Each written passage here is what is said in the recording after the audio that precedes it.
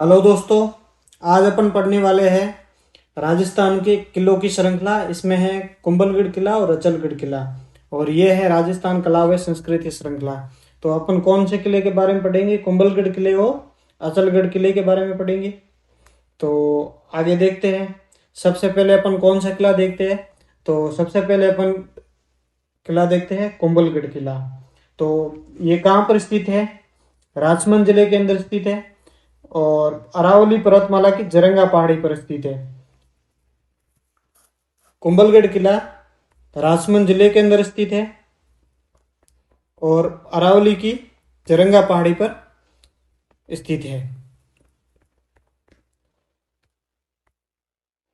कुंभलगढ़ के बारे में और देखते हैं। तो इसका निर्माण किसने करवाया था? इसका निर्माण करवाया था कुंभा ने, और कुंभा ने अपनी पत्नी की स्मृति में जरंगा पहाड़ी पर इसका निर्माण करवाया था, और इसका शिल्पकार था मंडन। शिल्पकार कौन था? तो मंडन इसका शिल्पकार था, और उसका निर्माण कुंभा ने करवाया था।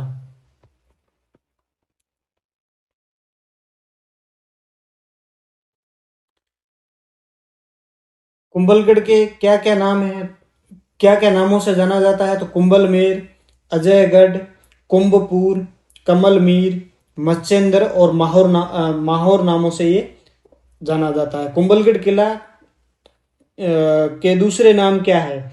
तो कुंभलमेर नाम से भी जाना जाता है, अजयगढ़ के नाम से भी जाना जाता है, कुंभपुर नाम से भी जाना जाता है, कमलमीर नाम से भी जाना जाता है, मत्स्येंद्र नाम से भी जाना जाता है, और माहौर आदि नामों से जाना जाता है।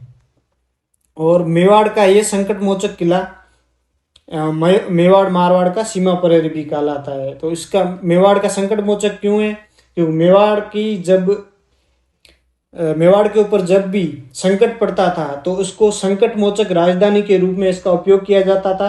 राज परिवारों को यहाँ पर सुरक्षित रखा जाता था, और इसलिए ही इसको संकट मोचक बोला जाता है। और मेवाड़ मारवाड़ का सीमा प्रहरी इसलिए बोला जाता है क्योंकि ये मेवाड़ और मारवाड़ की सीमा पर स्थित है। मेवाड़ और मारवाड़ की सीमा पर स्थित होने के कारण से मेवाड़ और मारवाड़ का सीमा प्रहरी बोला जाता है।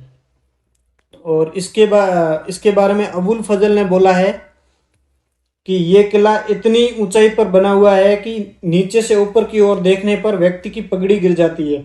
यदि इस कुंभलगढ़ किले को यदि कोई व्यक्ति देखता है तो उसकी पगड़ी गिर जाती है। ऊपर देखेगा तो उसकी इतना ऊपर बना हुआ है कि उसकी पगड़ी गिर जाती है। और कर्नल जेम्स टोड ने इस किले के बारे में बोला है, इसकी मतलब बोला नहीं, इसकी तुलना की है। किससे की है? एट्रुस्कन दुर्ग से की है। एट्रुस्कन दुर्ग से किस लिए की है? क्योंकि इसकी जो प्राचीर है वो बहुत सुदृढ़ है। बुर्जों और कंगूरों के कारण इसके बुर्जे अच्छी बनी हुई है, कंगूरे भी बहुत शानदार बने हुए। इसी कारण इसकी तुलना है जो कि कर्नल जेम्स टोड ने एट्रुस्कन दुर्ग से की है। और इसकी जो कुंभलगढ़ किले की दीवार है जो कि 36 किलोमीटर लंबी बनी हुई है, और इसकी इतनी चौड़ाई है कि ये 4 घोड़े समांतर एक साथ दौड़ सकते हैं। इसलिए ये भारत की महान दीवार के नाम से भी इसको बोला जाता है। ये है चित्तौड़गढ़ किले की दीवार, जिसे ग्रेट वॉल ऑफ इंडिया भी बोला जाता है। और चाइना की जो वॉल है उसके बाद ये सेकंड बड़ी दीवार है जो कि कुंभलगढ़ किले की दीवार है, और 36 किलोमीटर लंबी है। कितनी लंबी है? 36 किलोमीटर लंबी है। और इसके ये इतनी चौड़ी है कि 4 घोड़े एक समांतर चल सकते हैं, समांतर दौड़ सकते हैं या चल सकते हैं।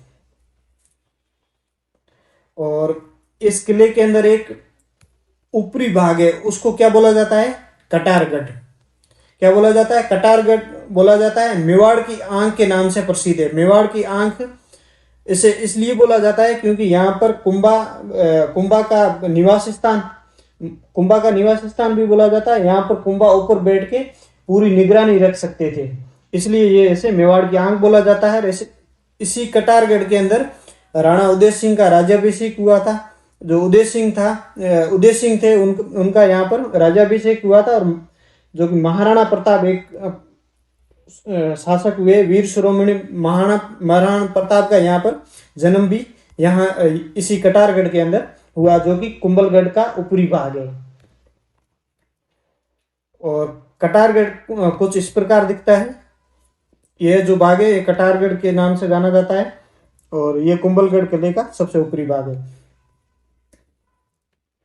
और किले के भीतर क्या क्या बने हुए हैं, तो कुंभ स्वामी मंदिर बना हुआ है, कुंभा महल है, झाली रानी का महल है या झाली रानी का मालिया भी यहाँ पर प्रसिद्ध है।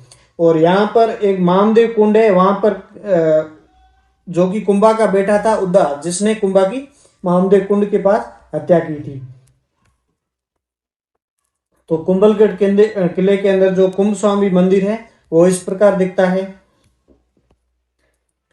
और कुंभा महल है जो कि इस प्रकार दिखता है।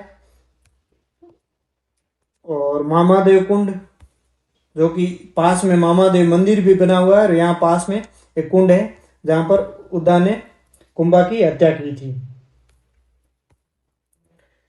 और आगे अपन सेकंड किला है अचलगढ़ किला।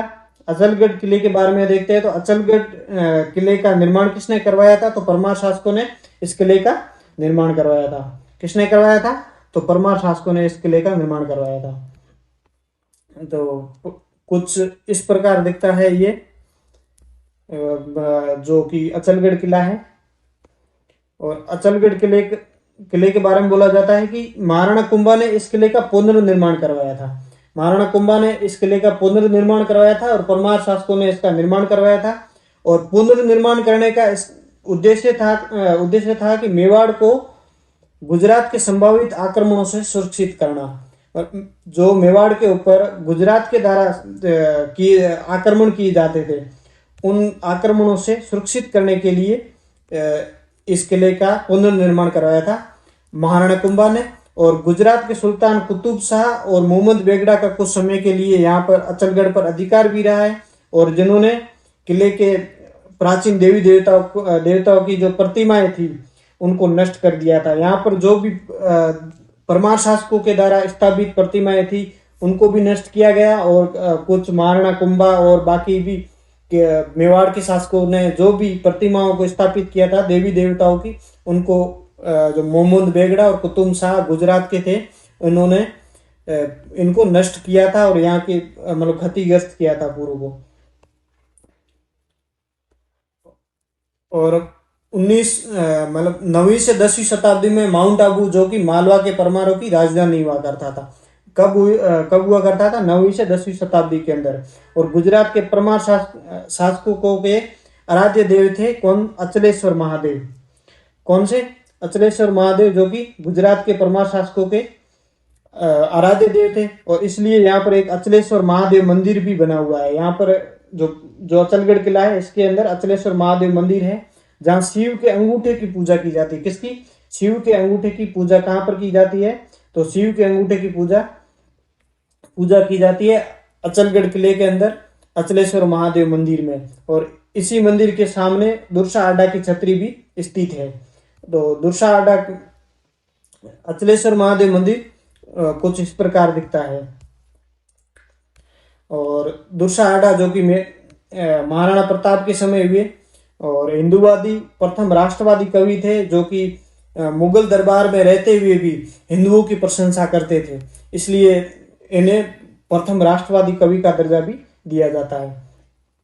और इस किले में कुंभा व उसके पुत्र उदा की मूर्तियां लगी हुई है, जिन्हें सावन भादो मूर्तियां बोला जाता है। तो अचलगढ़ किले के अंदर जो कि उदा है और कुंभा है, दोनों की मूर्तियां लगी हुई है, इसलिए इन जो मूर्तियों को सावन भादो मूर्तियां बोला जाता है। उदा कौन थे, तो उदा वो जो जिन्होंने उदा कुंभा के पुत्र थे, जिन्होंने कुंभा की मृत्यु की थी। और यहाँ पर ओखी रानी का महल स्थित है। क्या स्थित है इस किले के अंदर, और मंदाकिनी कुंड भी स्थित है। जो कि ये जो प्रमुख जानकारियां थी अचलगढ़ किले के बारे में और कुंभलगढ़ किले के बारे में, उनको अच्छी तरीके से अपन ने देख लिया है। इसी के साथ आज का वीडियो खत्म होता है।